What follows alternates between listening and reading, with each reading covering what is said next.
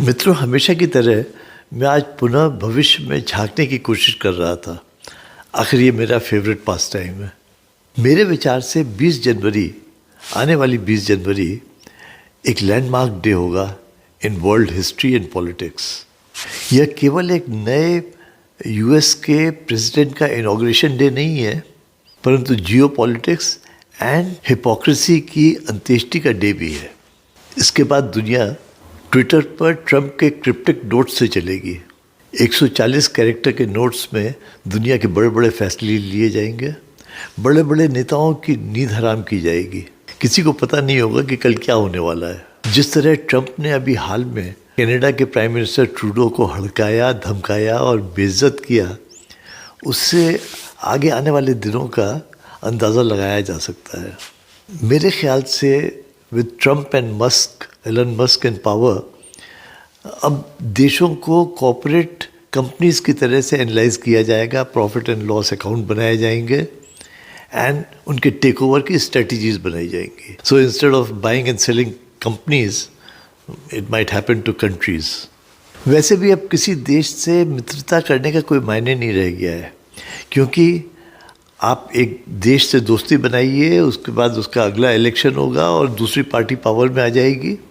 वो देश जो आज तक लेफ्टिस्ट था वो कल को राइटर्स बन जाएगा एंड उसकी सारी पॉलिसीज़ 180 डिग्री टर्न हो जाएंगी।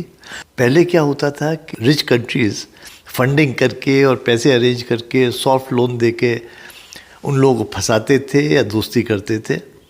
अब उसकी गुंजाइश कम हो गई है, क्योंकि हर election will be change over of that country totally. हमारे ही देखिए, बगल में हमारा बांग्लादेश दोस्त था, वहाँ पर रजीम चेंज करा दिया अमेरिका ने, आज वो हमारा दुश्मन बन गया है। यही चीज़ नेपाल के साथ हो रही है। चाइना जो है वो नेपाल को ख़रीदने की कोशिश कर रहा है and it will become a Chinese vassal state और part of China also. It might take over one day. दूसरा, हमारा रिलेशनशिप अमेरिका से देख लीजिए। Democrats are anti Modi and Trump is pro Modi, so now you don't know one is going और coming. तो ऐसे हालात में now things are not in your control unless you take over the country. तो इसीलिए जैसे पहले होता था, उपनिवेश बना लेते थे। Like East India Company came to India for trading. जब वो ट्रेड करने लगे, फिर उनको ट्रेड प्रोटेक्शन के लिए कंट्री को टेक ओवर करना पड़ गया। Now same thing will happen again.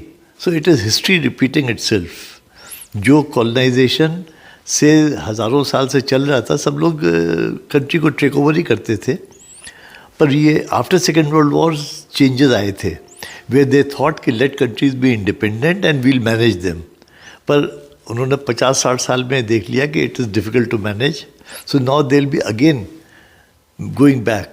उपनिवेशवाद फिर से आएगा। तो मैं 20 जनवरी को उपनिवेशवाद की शुरुआत का दिन या जन्मदिन के रूप में देख रहा हूँ।